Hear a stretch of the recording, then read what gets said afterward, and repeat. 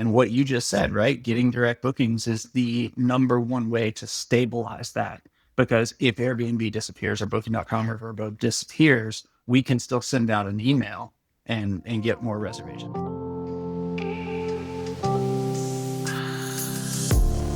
Alrighty, welcome back to another edition of the Hideaway Show, Behind the Curtain. I'm here with Mike. Mike, off the cuff, name your favorite Red River Gorge restaurant. Go.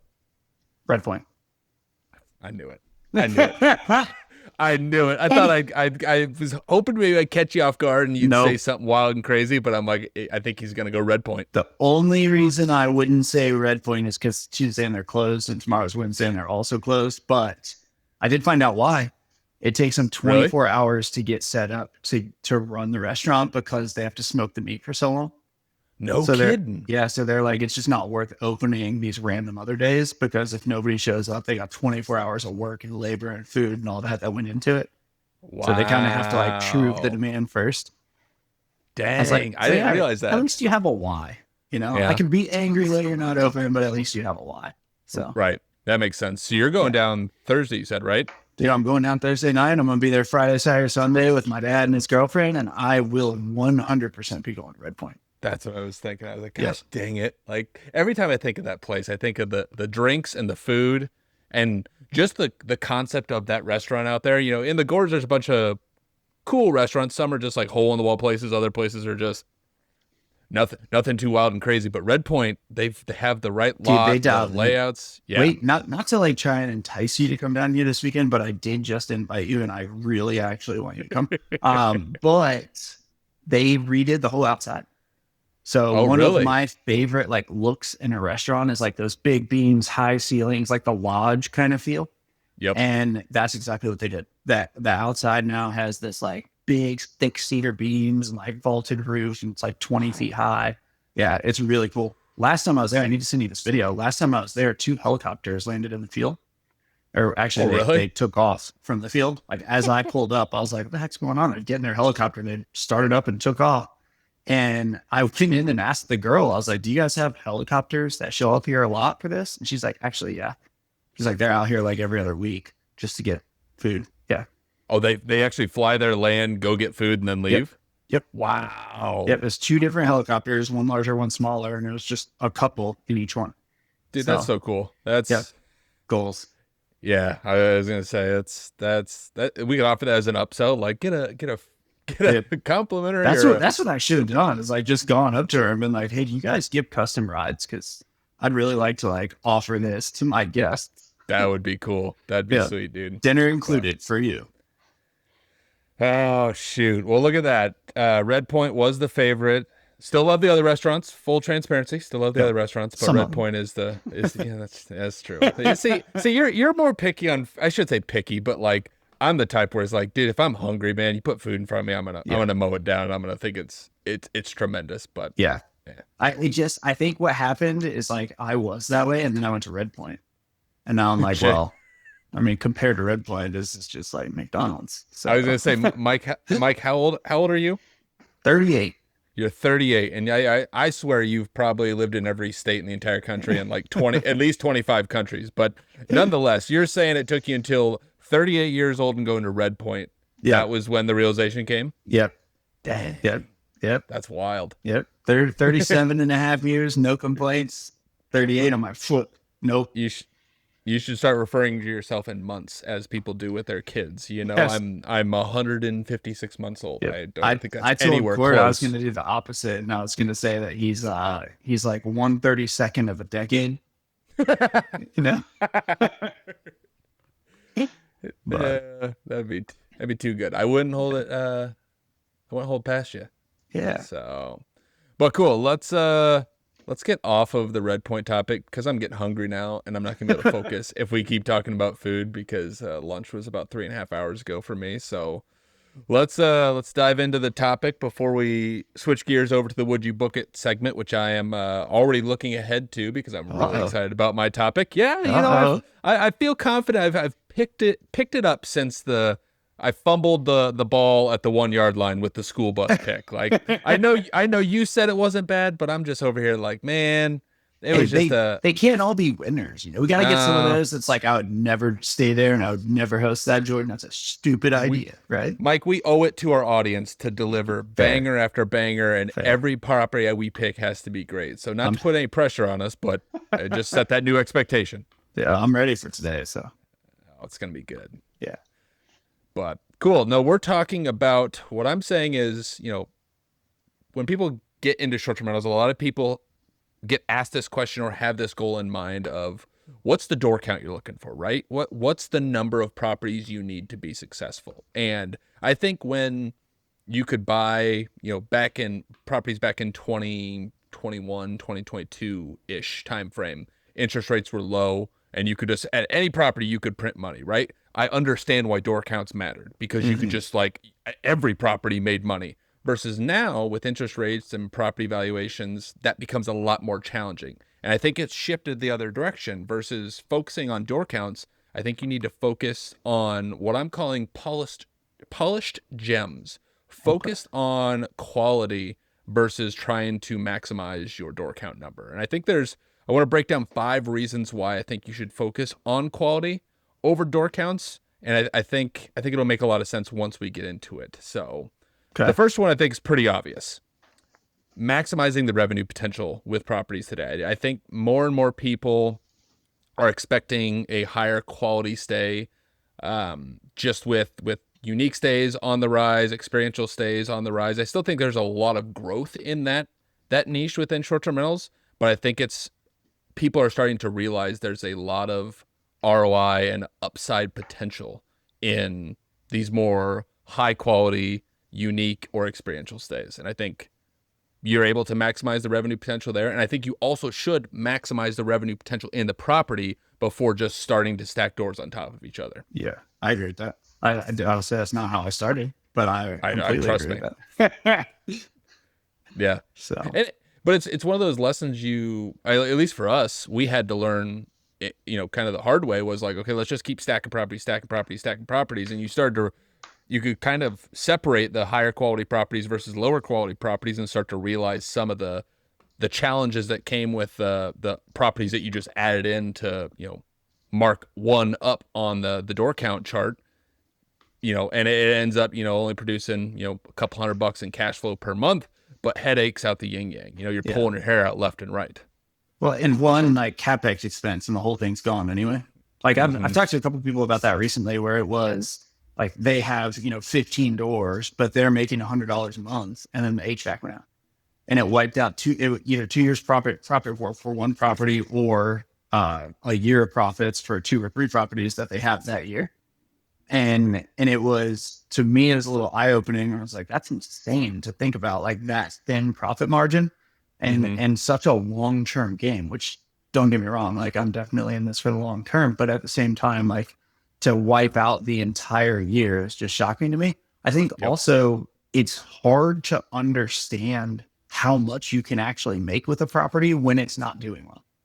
Right? It's terrifying to have it, if you've got a short-term rental, you're expecting it to make $1,000 a month and it's only making $100 a month, right? Then it's really scary to say, well, let me quadruple my, cash into this business, hoping that it starts to make $2,000, $3,000, $4,000 a month instead of $100 a month. But we've proven at least twice now that is exactly the case. And the feedback, the comments, the ADR that we keep creeping up, the occupancy rates, the direct bookings, all of that prove that we're very much in this space, that people want an experience at the place that they stay, not just a place to stay. Right, exactly. And I think you start to realize, as you add these unique amenities or amenities, design, whatever it may be, these unique components to your property, you start to realize there's more revenue in the property than you even realized, right? I think there becomes a point where you reach the max on the revenue potential for a property, right? You can only add so many things, where you start adding, more and more amenities, where there becomes a cap and the revenue no longer increases, it kind of plateaus per se. Yeah. Okay. Then at that point, you've maximized the potential in that property, then maybe, look to add another property versus, if that property is making 60,000 and you added a hot tub feature or you added some sort of amenity for 20 or 25,000 and it increased your revenue up to 80 or 85,000. Yeah.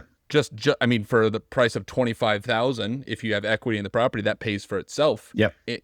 To add that amenity versus if you need to come up with a down payment for a $400,000 house, you got to come up with $100,000. It's a lot cheaper to maximize that revenue potential and be able to do it quicker than going on buying a new short-term rental. But it also is like, it makes things so much easier, in my opinion. I think that's what I love the most about it is when you've got a average property and you're trying to stand out, or you're trying to do marketing, or you're trying to send emails, or you're trying to get attention on Airbnb, like it's work, right? You're doing a lot to try and and it's like twisting and finagling and positioning and all that. Whereas like what we've done at Rockhaven, like I just show people the video and like just watch their jaw hit the floor and they're like, how can I stay there? That's incredible. I love this. Oh my gosh.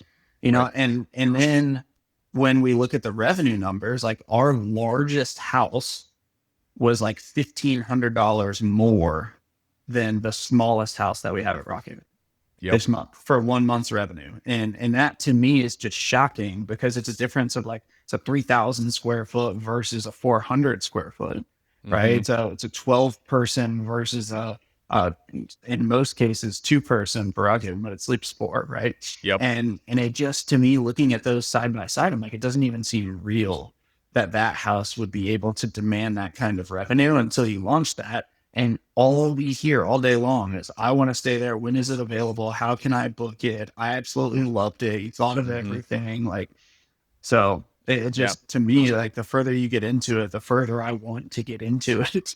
Yep. So, yeah. And when you start to lean into these, higher quality properties and what we are calling polished gems, I think it's a good transition into point number 2. And that's an opportunity to drive more direct bookings. We talk about it all the time. We talk about how we're able to drive reservations through social media, through email, through working with content creators, through high quality content, through high quality photo and video, right?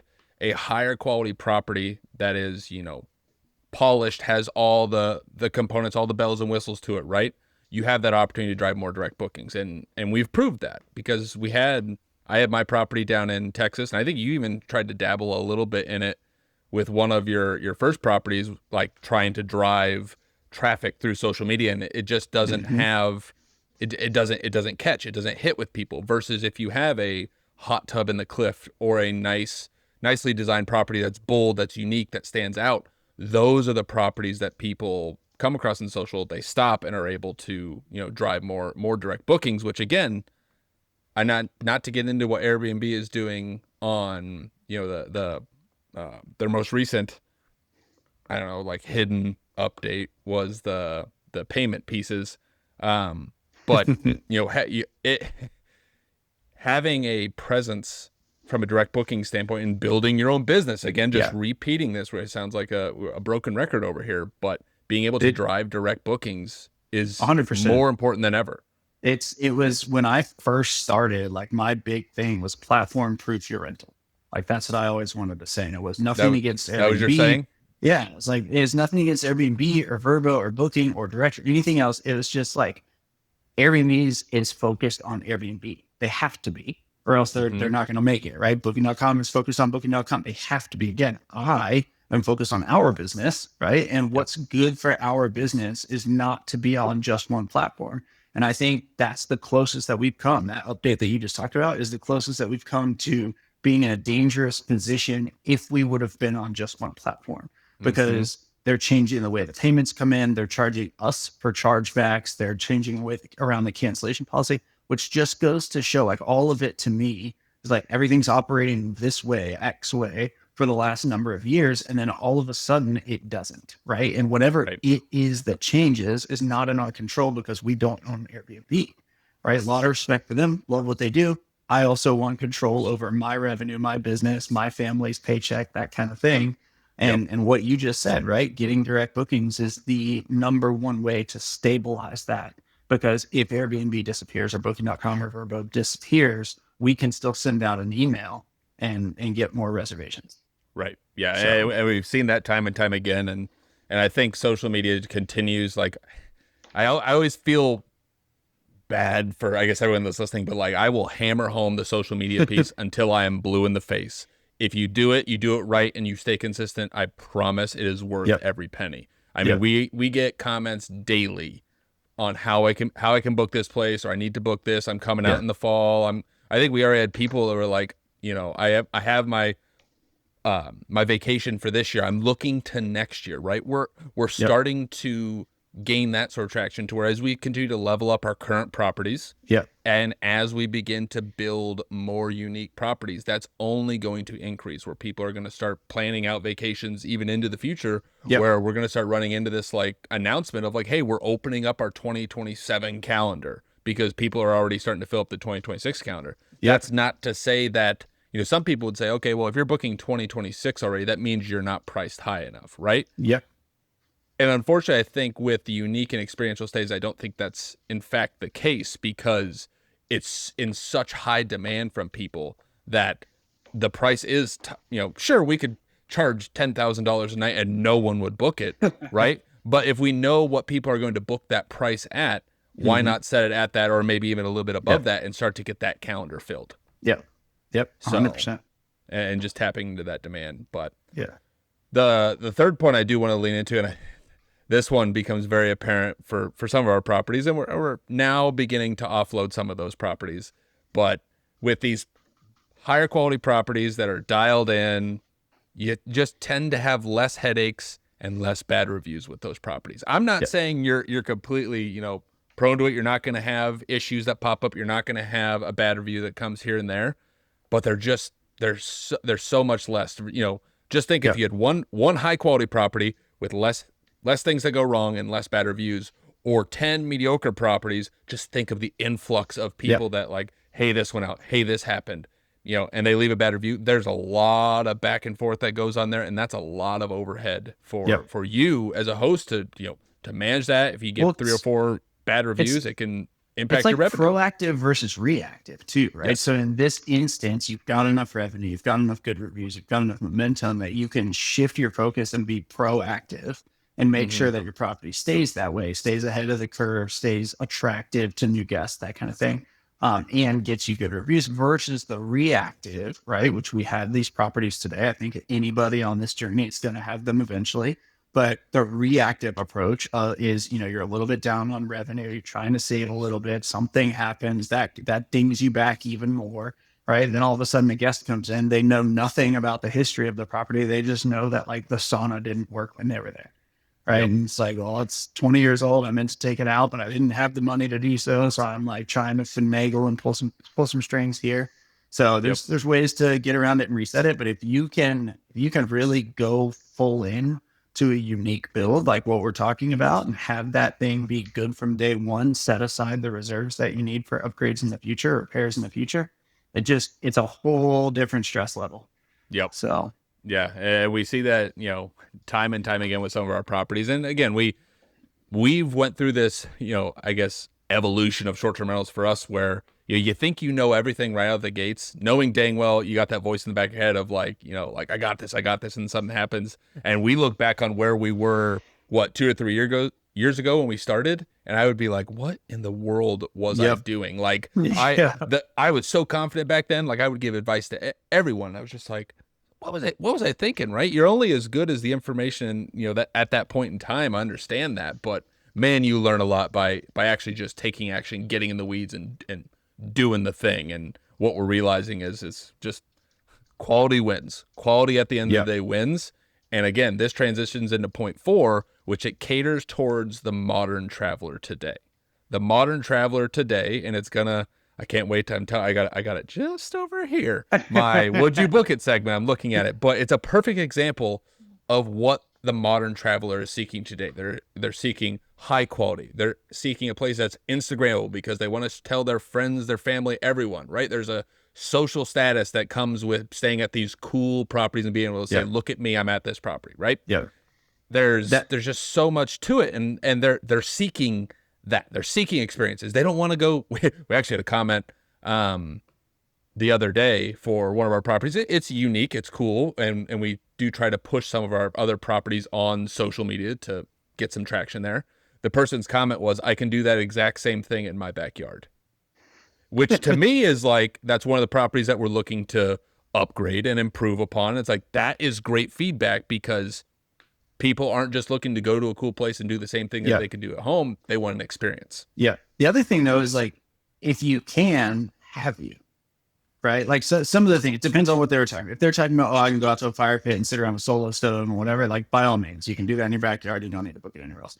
But there's a couple of things that come with that. The other is like just getting away. Sometimes it's all you need, right? Take me away from the office, take me away from the stressors of home, the to-do list, all that kind of stuff. I don't have a to-do list at some rental, right? But the other thing is there's a lot of people that could do what we did at Rockhaven, you know, with in their backyard. They could make a fake boulder. They could put a big stilt system up and put a hot tub up there and yada, yada, yada. But nobody's going to do that.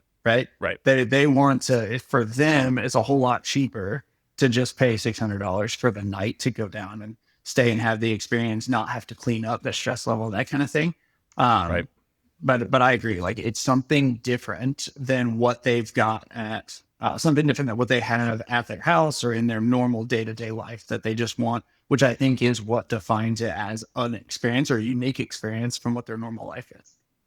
Yeah. So. One other thing I think with what I'll say is the modern traveler is, we were talking about it, I think it was last week, that the health and wellness industry just continues to grow. I don't know if it's called mindfulness or whatever it is, but, you know, hot tubs, saunas, cold plunges. Everyone talks about those, wanting to add those at the property. And I'll be honest with you, I think a lot of people see a sauna at a property, they see a barrel sauna, they're like, that's cool, I'm going to add one. I don't know what it does for revenue. I don't know who wants to come and stay at it. But a sauna looks cool. Everyone else is doing it. I'm going to do the same thing, right? Versus if you think about that from the perspective of this health and wellness industry of like, people are all about saunas, cold plunges, the hot, cold therapy. There's places popping up all over the country that you can go and experience and, you know, just experience that. It's not necessarily a rental, but it's an actual, you know, business. I think there's one here in Des Moines. And the modern, I think more and more people are becoming interested in that industry, to where if you can start adding a sauna, a cold plunge, and you start catering and marketing that to that industry, I think the upside of it is tremendous. It is huge. I agree about the industry. I also think that's a really good use case for what we're doing. Is for me personally, I don't use saunas and I don't use cold plunges. I would love to have a cold plunge for some reason. I hate cold water, right? But I've heard the health benefits are phenomenal. You know how much I drink coffee.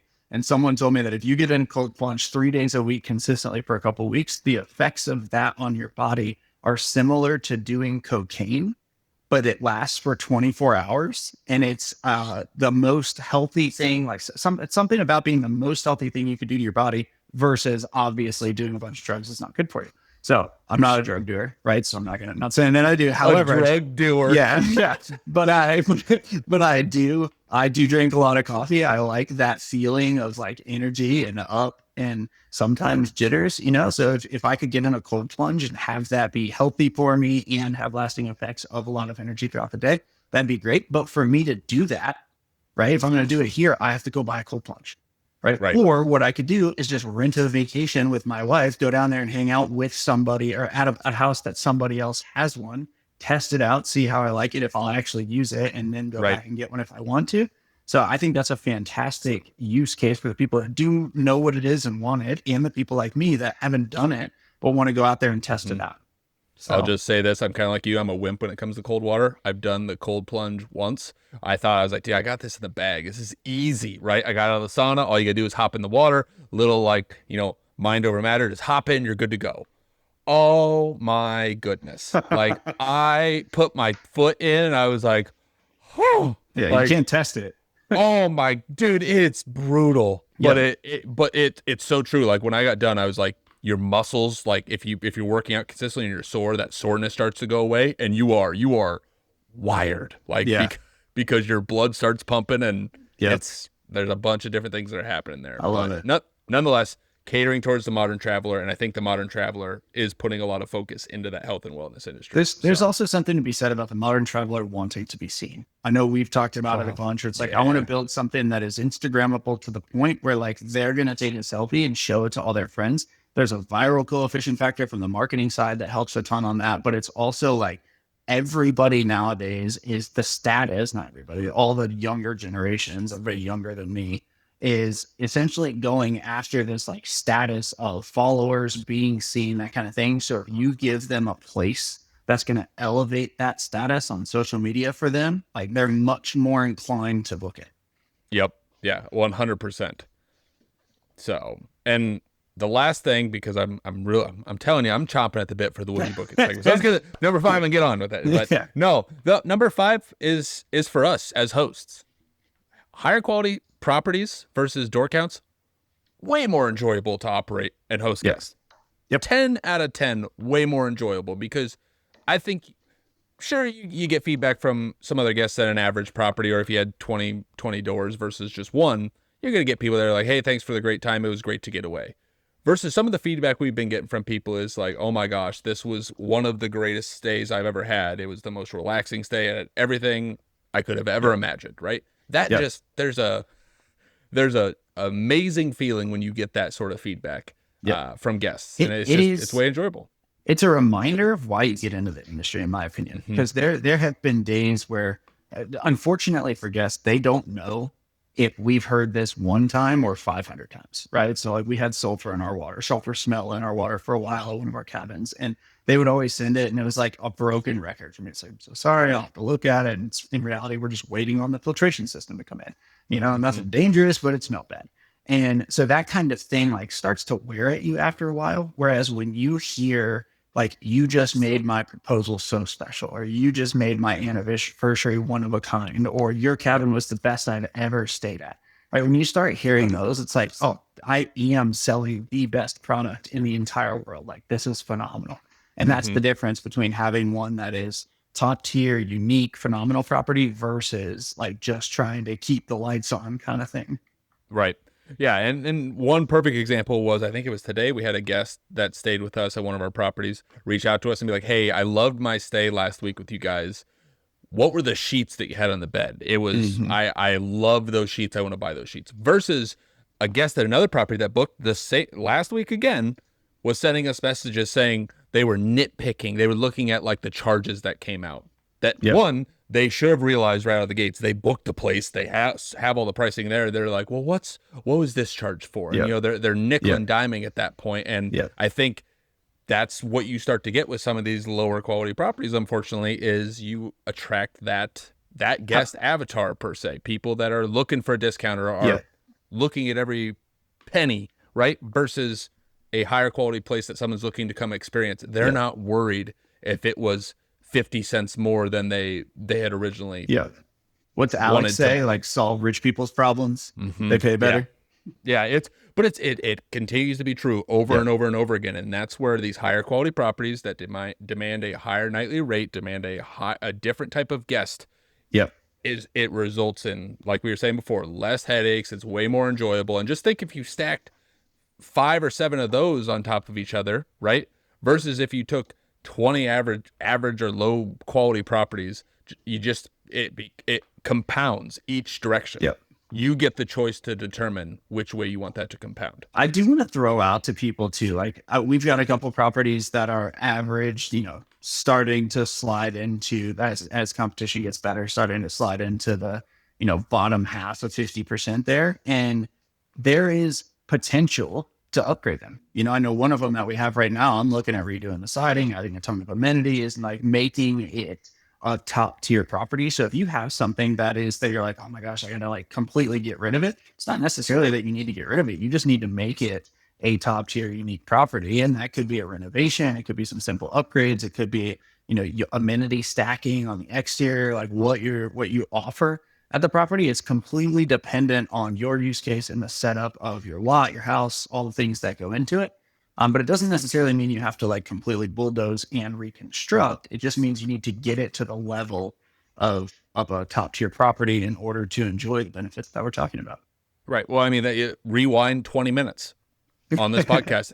Point number 1, maximize the revenue potential in that property. And that's exactly what we're doing, because some people may be like, well, look, some of the properties they have in their portfolio aren't what they're talking about in their podcast, but behind the scenes, that's what we're doing with these properties. We're saying, okay, we're looking at them through the lens of, do we keep them? Do we upgrade them? Do we keep them and upgrade them, or do we sell them? Yep. Do we offload them, right? Because there are some where it's like you could add the coolest thing ever, but you know, you're working with some of the bones of the property, or like you can only increase it so much versus you start to look at the upside potential of it. If I sell that, take that money or that equity and put that into another deal, I could do it 10 times over. Versus if you have a property that has good bones, has good layout, everything's great about it, but you're like, all I need to do is add amenities outside and it's going to increase ROI or the ADR by 20%. Yeah. Okay. And that's what we're doing at some of our properties. So I'm excited for those to come to life. We've been talking about those for a few months now and starting to dive into that. That'll be great. Dude. Hey guys, real quick, just want to jump in here and say, if this show has been sparking ideas and helping you level up your short-term rental game, we would be so grateful if you drop us a 5-star review. It helps us and this show reach even more people who want to build wealth through unique, unforgettable stays, just like you. So thanks for being a listener. Now, back to the show. With that, Jordan, we have officially gone through all 5 things. So I think, with your permission, we can dive straight into your favorite section here. Show us what you've been staring at this whole episode. Well, I'm actually going to let you go first because I went first last week. We're flip-flopping every week, so I'm going to be polite and let you go first. So we are into the Would You Book It segment. This segment, for any new listeners, Mike and I bring a property, a design trend, a viral amenity, anything like that, and we go through it from a perspective of would you book it as a guest or would you host it as a short-term rental host? And so Mike and I will both answer this. Mike's going to share his screen. He's not going to drop off the podcast like he did last week and cause a bunch of work for me on the back. I'm just kidding. I might just refresh one more time. I have one. There's a small like caveat to it, right? We're going to say, would you stay at it and would you host it if it were a little bit smaller? Okay. Because this is a full-blown, I mean, this is like a big thing. But my approach to this is like, you could very much do this in a really cool way, a really unique way on a smaller scale as an Airbnb host. Cool. Let me pull it out and make it bigger. Let's see here. We're talking about the screen. Hopefully you're on YouTube here following what we're doing, but if not, use your imagination. So what we have here is the Sun Cruise Resort and Yacht, which is a cruise ship perched on top of a mountain that is offering, it's pretty unique to say the least. Dude, I was gonna say, Mike, that's a cruise ship. I'm like, what are we looking at here? Yeah, like I said, it's gotta be like a little like, would you do something like this if you could fit it on, a 2-acre parcel of land? It wasn't 5 acres by itself. Oh, you're saying this thing's on land. This isn't just I thought this was like a cruise ship just in the ocean. No, check that out. That's up on a mountaintop over top of another hotel. So this is on land, right? Oh, wow. So, yeah. So that's down at the bottom down there, but this is completely up by itself, completely perched up into a hillside. And I'm thinking like your bus idea, except for with a ship, right? We just blend the two, The bus idea is never going to die, man. I saw this and I was like, dude, this is like a pretty legit setup here. I don't know how they went about it. But I think it would almost be cool to take like a boat and build it into a countryside, maybe next to a lake, and have like a boat Airbnb. Interesting. Might be a stretch, but what do you think? So from a guest perspective, would I book it? I would not book it. I would not book a stay there. I would go if okay, hold on now. You didn't show the inside. Now hold on now. Yeah. Just that. Okay, maybe I'll change my mind a little bit. That's incredible. Wow. Okay. I feel like it's like a cruise for people that get seasick. Hey, then okay. Let me. I was jumping to conclusions. Yeah. I would say yes. I would book it now. See, in the interior, people are gonna be like, Jordan's so bougie. But At first I was like, it's literally just a cruise ship on land. I would have no desire to go stay there, right? Versus I would much rather be, if I'm going to be tropical like that somewhere, I would much rather be, out at some resort. But now that you're showing the interior, I would say yes, I would book it as a guest. Yeah.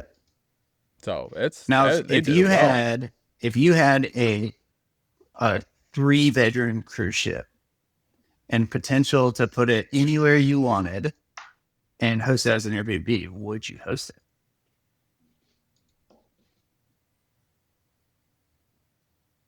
I don't think so. No. I don't think I would.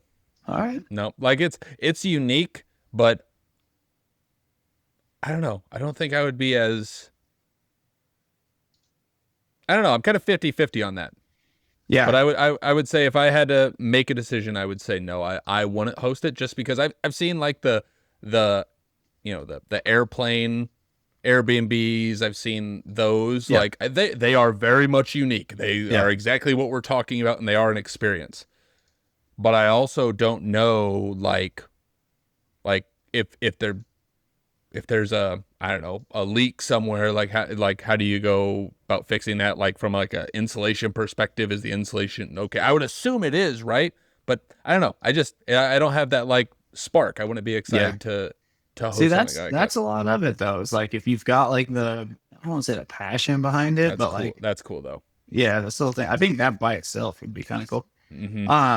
I'm with you. I would, if I were there, I would stay there. I would not fly to, I think it's in Korea. I would not fly there to stay necessarily. I think it looks really cool inside. I think there's a lot of places that look really cool inside, just regular hotels. I think that if I had the option to host a smaller version of this, I was with you. I was like, not really until I saw, where was there's one that they had of the exterior and it had like a pool next to it and not in it, but it was like a pool beside it. This one. Okay. And I was like, you could do some pretty cool, like boat, pool, lake, fishing, like some theme with that. So I think it would be dependent on where I was going to put it. If it was in the gorge, no. Like, Right. it doesn't fit the gorge. I don't see any like real crazy options for anything around there. But that being said, outside of there, if there was like a unique property that fit it well, then I would say yes. Yep. So Okay. yeah. So it depends. That I will say the inside of that though is that immaculate. But I'm with there, you. right? Yeah. Like no, if that was an hour or two away and Allie's like, hey, I want to go away for, a 4-day weekend or something, let's do it. Yep. But if she's like, hey, we're going to go book this, you stay in this cruise ship, it's super nice, but it's going to cost us like $7,000. I'm going to be like, no, Thank you. Yep. no, we'll just go build one and then we can stay there whenever we want. So, but no, very cool. Very cool. All right. Take it away, Jordan. I can't wait. I more so am curious. You'll understand why, but I want to think about this from the perspective of how you would get insurance on a place like this. Yep. Or what your premiums would be, because you'll see right away at the first picture, you'd be like, no one would insure it. Like there's just no way. But so mine is it's tropical glamping is what it says. Okay. It's in Indonesia. Sounds good so far. And this is the first photo. Fair. That's terrifying. So, I mean, it's literally a net that sticks off the side of the property. Yeah. Now, honeymoon glamping. I love it. You want to talk about, and I think they have like 118,000 followers on Instagram. So they got a good following. They're nice properties. They're great. But want to know something that's going to just drive me nuts and going to drive you nuts? It doesn't work. Oh, no way, dude. They send you, if you go to book. Everywhere they go. Just takes you to Airbnb. Oh. They don't even have a direct booking site. So oh my gosh. But with a place like that, like unreal. So, anyways, this place, very cool. Dude, that is beautiful. It's incredible. I know right now if I showed this to my wife, she would be like, well, why are we not booking this today? Right? Yeah. But I want to get to the one picture. Dude, their gallery is like next level. Yeah. So like, okay, so this picture here, like Woo! there's the little bungalow, there's the net overhanging it, which is so Is that cool. thing 60 feet up in the air? Oh, dude, at first I was like, there's got to be like some angle, but like this right here, like look at this. Wow. Like it drops off. Sure, there's a little bit of land here, but like how do you insure something like that? Yeah. Like, I wonder if they that's just put like a, wow. I wonder if they put a sign that's like before there, and it's like, our insurance stops at this pole. like, You're on your own. like there's nothing there if you fall over, right? That like, Yep. and maybe in Indonesia it's different. Okay, there's another good example. Like there's nothing down there except trees, rocks, and ocean. Yeah, probably some dangerous animals. That too. But nonetheless, this exactly, I think this is a perfect example of what a modern traveler is seeking. It's nice. It photographs well. They can imagine themselves sitting in this net, and they can imagine themselves laying there having that photo taken, right? Yep. That's all they want. They want to go experience that right there. Yeah. So with that being said, Mike, because I know how much you would just love to lay out there all day and not think about Airbnbs or anything like that. You know what's bad is you book everywhere this? that I see for a vacation, I think like I could be there and work. That'd be cool. Yeah, I'd like sit on that net with my computer and a good hotspot and maybe a beer at 4 o'clock and be like, yeah, this is good. But notice how much like how many people they have in these photos, right? Yeah. They are leaning into it heavily. Dude, I This want to go out experience. there and explain to them that I am the average dad influencer, right? Meaning that I'm not going to look like any of these people. I'm going to look like the average dad, like, you know, circles under my eyes, pudge over my swimsuit, you know, 10-year dated clothing. Like, come on, give me a free steak for that. My answer is yes and yes. Not only would I like to stay there, for any excuse, I would just love to go out there. I think it'd be awesome. And I think Indonesia would be a great reason to, this would be a great reason to go to Indonesia. That being said, from a host perspective, I am looking at this and thinking like, what ideas can I take and put into our next build from this specifically? Because this is a very well done place. And it looks like I love when places like this can command so much attention and so much revenue. But then also you look at it from the other angle of the cost to build this thing. And like this, to me, when you put this side by side with Bolt Farms, I'm like, this is probably a quarter of the cost of Bolt Farms. And Bolt Farms is not a very expensive thing to build. You know, like this is a fantastic revenue opportunity. Yep. Yeah. So it's yes on a guest side and yes on hosting. And yes. And if there's another option, I'd say yes to that one too. Well, and I think this is a great example of how one amenity, one focal point, if done the right way, can change the game for your property. Just look at how many photos they have of the same net, of the same view, different people. I mean, they hammer it home like crazy, right? Most people would say, okay, enough with the net. But they obviously have realized that that's why people go there. Sure, don't get me wrong, the bungalow itself is nice, it's decorated, but like they have a few of those properties. They don't have the same photo of the bathroom or of the bed. They have a few in there, but they just lean into that but view. It's the same thing with like that people have told us before about these social posts when it's like you're using the same post over and over again. It's like if you have something that's really like good to look at, right? An attractive cabin, an attractive feature, amenity, whatever.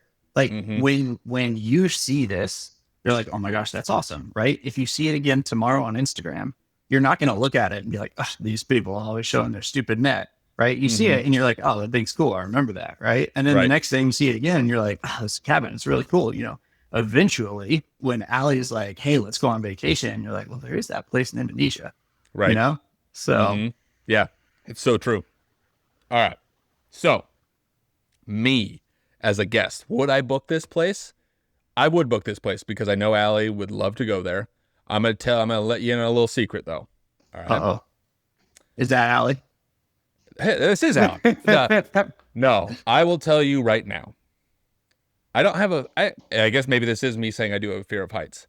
You wouldn't catch me dead on that hammock.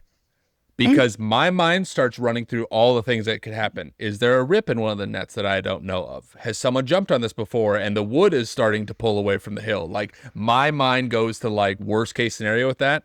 And that view is incredible, but I have no problem taking in that view from back here. You know, you would know that Jordan was there because all the photos valley underneath would say photo credit Jordan Holmes. Oh, for sure, because I'm not going anywhere near that net. I'm a big baby when it comes to That's that. awesome. You should have seen us in Yosemite, dude. Like, we were going to like the edge to take a photo. I mean, it was a rock that's, I can't remember how far it stuck off, but it was like I don't know, like 30 foot by 30 foot. Like, I had a lot of room. If I had tripped over my own foot, that I was going to be okay. Dude, you would have thought I was walking a tightrope out there, like going slow. I was like, snap the picture. Let's get back in there because I can't do this. That's awesome. But anyways, so yes, I would book it. You ain't going to catch me dead in that hammock. Fair. Would I host it? I would say yes. And maybe the insurance piece doesn't matter. I just don't know if or how you get that insured. Like, what do you have to put in place from a guest perspective to basically say, like, we are not liable if you have too many cocktails and fall off the edge, or if you how do you prevent a major lawsuit if something were to happen with that? The view is incredible. Don't get me wrong, but like, I think we could figure it out. Obviously, this person has figured it out and haven't been shut down. So. Dude, they've got some cool stuff in this. Like this, we should call them and just be like, hey, how do you guys have insurance? Or maybe in Indonesia there is no insurance. I don't know. See, that's what I was wondering. Is like, is there requirements and regulations a little bit different than here? Yeah. But or if you've got high enough occupancy, right, high enough revenue coming in from this place, do you need insurance? You know, if it costs $100,000 to build and you can make that in 2 years, like maybe you just risk it. Yeah. Well, that's a perfect example of like, it probably doesn't cost a lot. That property is nothing without that view and that hammock, right? Without that view, it still would do well. Don't get me wrong. Yep. But that view that's what does it. So, you know, there are times where people are like, location doesn't matter as much because you can build it, you make it unique. And I would agree with that. But if you do have a view and you can make it unique, it is night and day difference. Yep. That is a multiplier unlike anything else. Yep. I agree with that. So that's a good find, man. You've redeemed yourself. I found that 5 minutes before I hopped on this, and I'm like, yes, because otherwise I was going to have to go with like School Bus Volume 2 and try to ramp it up or something. This is a school bus. It's just shorter. Oh, goodness. I love it, man. This is good. I think we should build this, to be honest, mainly just so I can go hang out there sometimes. Dude, it would be cool. And if we just had like a little lake, I could tell Alia, like, close your eyes and imagine it's Indonesia, right? But we're in Kentucky and we're gonna go to Red Point afterwards and get some nice drinks and some nice food. Well, we're back on the Red Point kick. I'm in. Oh, well, shoot. Well, we got to get going because I got to pack my bag and head down to Kentucky so I can go to Red Point with Mike. But with that being said, that does it. Another amazing episode of the Hideaway Show, Behind the Curtain Edition. I'm Jordan Holmes. He's Mike Sebastian. Until next time, take care, everyone.